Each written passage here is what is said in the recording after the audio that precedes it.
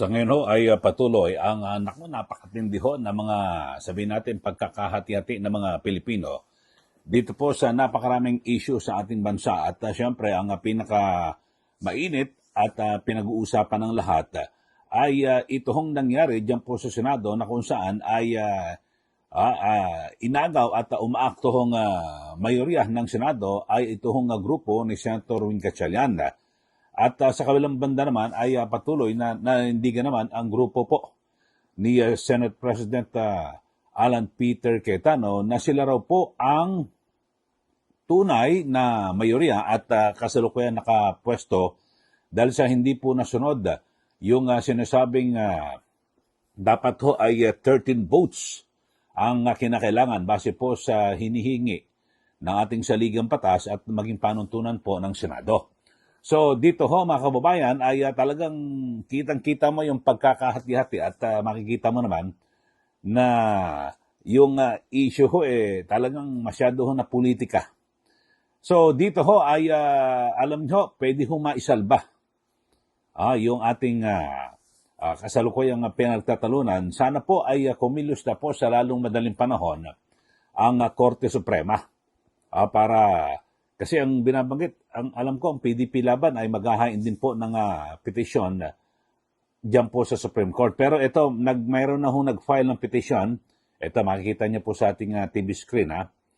Ito hong petisyon at hinihiling diyan po sa Supreme Court na i-affirm ng kataas-taasang hukuman o sang-ayunan ito hong legalidad ng lahat po ng aksyon na nangyari noong June 3 sa Senate session na kung saan ang nag-preside niyan ay ito pong si Senator Sherwin Gatchalian. So kabilang ho rito ang yung mga sinasabing pagkapalit sa liderato at pagdideklara na bakante po yung lahat ng posisyon sa Senado.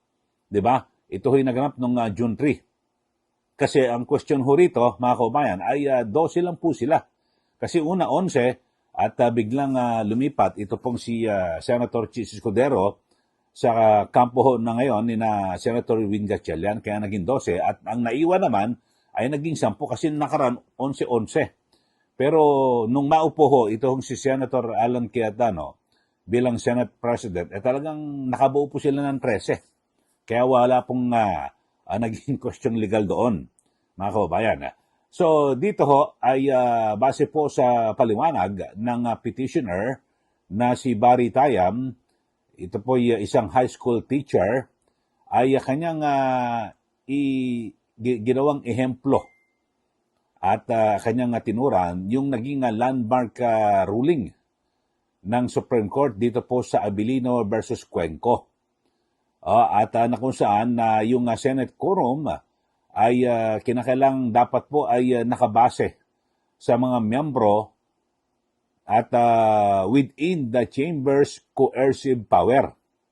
At ayon po rito kay Tayam, ang pagkawala po ni Senators Jingo Estrada at Ronald Del Rosa ay nangangahulugan na 12 senators lamang ang present dito po. At so lumilitaw na ang mayorya sa Senado ay ito ho, so 24 ang original, so yung dalawa raw hindi naman daw makakaboto.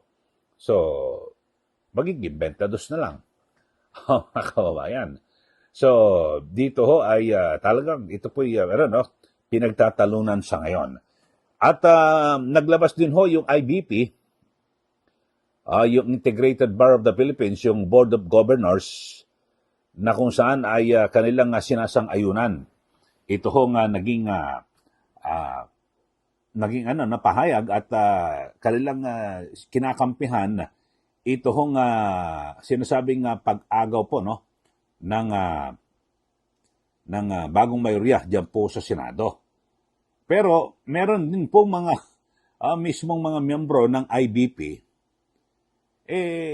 sila po ay hindi po sang-ayon sa naging desisyon ng Board of Governors at marami ho mismong mga miyembro rin po ng Senado o ng IBP ang sila po ay hindi sumasang-ayon So nakakagulo ho ito mga kababayan. Ito, meron ding binabanggit, ito isang abogado at Dean, mga kababayan. So panoorin ho natin, ito pong si Dean Ralph Sarmiento. Maganda yung kanyang paliwanag. Ito ho, nakikita ko talagang, ito, masabi natin, ito talagang hindi mo masasabi, walang kulay ho ito. Pakinggan nyo ho itong si Dean Ralph Sarmiento at sa kanyang pahayag at kanyang paliwanag na may kinalaman dito po sa issue pa rin ho, diyan po sa sa Senado, yung issue po ng quorum. Yun ho. Ang binabanggit niya kasi nasa ilalim po ng saligang batas at mismong sa rules kailangan 13 po eh. Sabi niya ito ho yung kanyang non-partisan legal analyst based on the Constitution, the law and jurisprudence, not on mere practice. Ito, panoorin niyo ho mga kababayan, ito pong si Dean Ralph Sarmiento. There are competing legal positions. However, this is the crucial point. Even if we invoke Avellino versus Cuenco to help the Gatchalian bloc establish a quorum, it does not automatically answer the separate issue of electing a Senate officer. Again, quorum and election are different. Avellino versus Cuenco is strongest as a case about quorum. But it is weak if used to say that 12 votes are enough to elect a Senate President pro tempore when Section 2 of Rule 2 of the Senate Rules is very specific in requiring a majority vote of all its respective members. Okay, so Senator Estrada and Senator De La Rosa remain senators. Their detention or hiding does not automatically erase them from the Senate count. So, even if 12 can be defended as a quorum, 12 remains legally insufficient to elect a Senate President pro tempore or any other Senate officers. Yan po ang pahayag ni Dean Ralph Sarmiento at siya po ay isa pong ito, tignan yung kanyang background ho, law professor.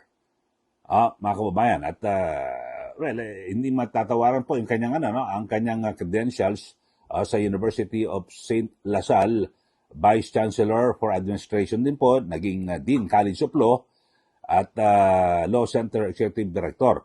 So yun ho mga kababayan ang kanyang binabanggit.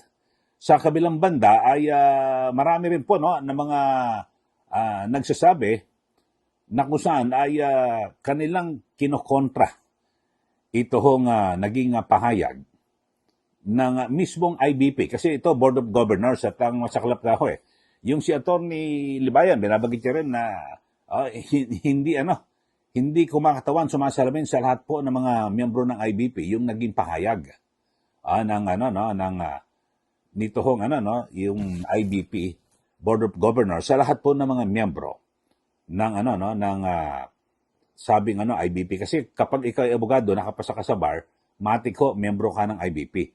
Ito, katulad na lang ho ito, may binabanggit itong si Attorney R.B. Buenaflor, isa pong lawyer litigator.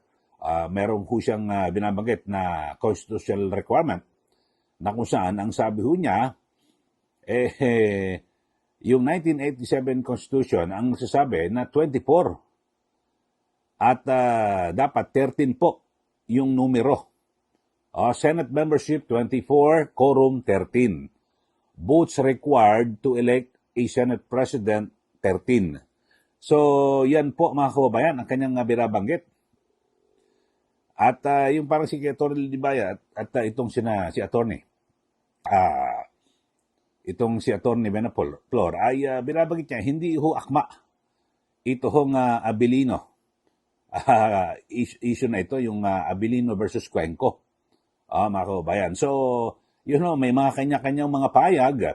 Samantalang sa kabilang banda naman, ay may binabanggit, ito pong sina Dean Mel Santamaria, yung Rule 2, Section 2 of the Senate Rules provides that officers of the Senate shall be elected by the majority of all its members. It is well settled that legislative rules and procedures can be waived and modified So may mga binabagit ho siya, no, na mga ano, so kontra naman ho ito. At nagsasabi na legal yung naging aksyon noong June 3 dyan po sa Senado. So ito nga po ay nakalilito, mga kababayan, at talagang kanya-kanya ho silang ano, no? Ang mga sabihin natin na argumento at legal opinion, di po ba? So dito ho ay ang pinakamaganda ho talaga, sana sa lalong madaling panahon, ito hong Korte Suprema ay tumindig na po at magbigay ng mga pahayag, di po ba? Kasi dito ho ay, I'm sure, no? Lahat naman po ng mga, siguro, kapag nagdesisyon na po ang Supreme Court, pabor man dito po sa Senado na umaakto ho ngayon na mayorya, yung Gatchalian na Black, pabor man o hindi, at maging sa kabilang banda naman, sa Cayetano Black, ako naniniwala ako na susundin na ho nila lahat yan. Kapag nagdesisyon na po ang Korte Suprema. Dahil kasi ang Supreme Court ho, mga kababayan, yan po ang nag-i-interpret po ng batas At lahat po ay dapat na sundin, di po ba? Kasi ang dami ho kung ating titignan, mga kababayan, yung iba't ibang mga kasi ngayon, parang lahat ho ngayon naibibigay ho ng ng sino mang mga legal luminaries, so 'di ba, lahat po nakapagbibigay po sila ng kanilang mga opinion at depende sa kanilang kampo na kinaaniban o kung saan ho sila kumikiling. Pero ang pinakamatindi ho rito, mga kababayan, sana lumabas po yung katotohanan. Yun po ang importante. At kasi ang dapat ho talagang rito talagang yung totoo ho. At ano ho ba yung totoo na dapat na paniwalaan o kung kumbaga sa dapat nating sundin. Siyempre, kung ano ho magiging desisyon ng Supreme Court. Yun po ang pinakamatindi at pinakamainam na gawin. Kasi kapag hindi ho natin sinunod yung Supreme Court, wala ho. Wala ho mangyayari. Kasi ito katulad si Attorney Nila Bayan, isa ring abogado. Ang sinasabi niya talagang ang quorum at so magkakaiba ho, kanya didiscuss dito, the office of the Senate shall be elected by the majority vote of all its members. So 13 po ang majority ng 24.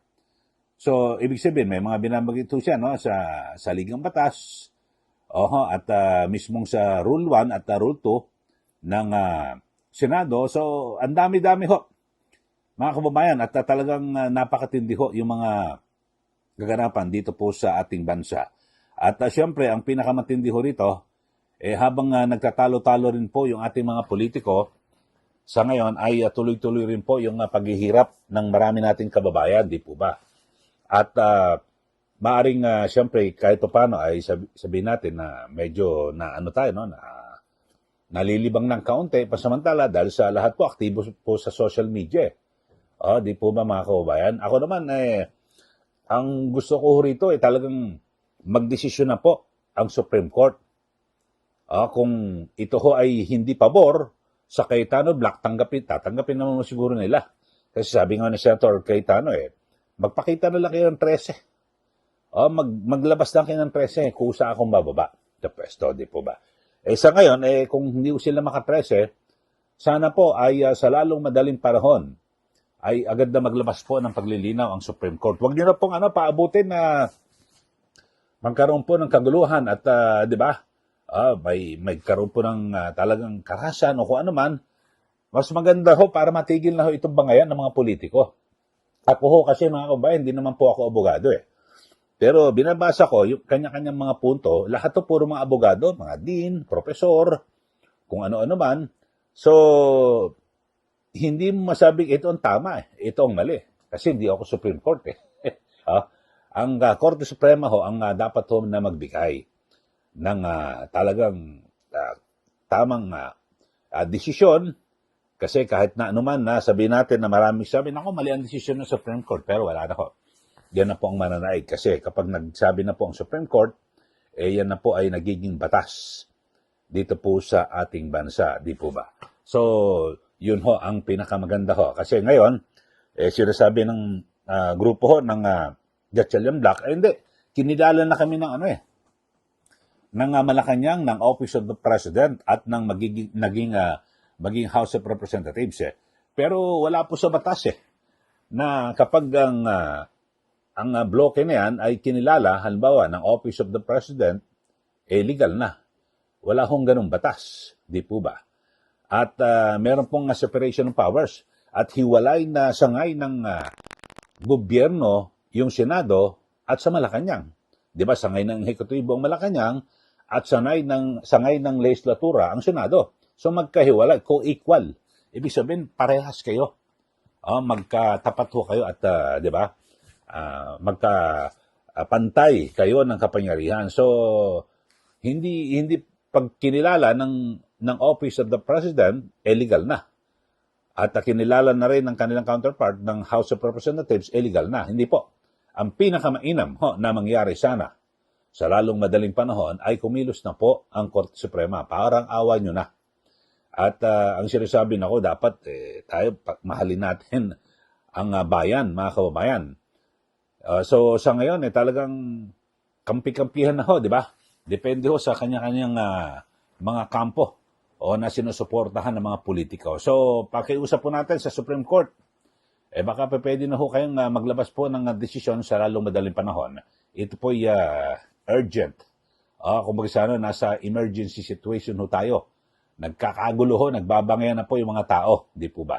Okay, magbigay na po kayo ng comment. Ano masasabi nyo rito sa ating issue na pinag-usapan? At ang ating tanong dito, Korte Suprema, dapat ka nang kumilos, ASAP, para maiiwasan po yung paglala ng gulo. Okay, mag-comment na po kayo dito po sa ating channel. At again din po ay sa mga bago lang po, subscribe na po kayo at huwag niyo pong kalimutan na i-like at i-share. Pakisundan niyo rin po yung aking Facebook, Eli Saludar. Maraming salamat. Muli, ito po si Ka Eli. Magandang araw po sa ating lahat.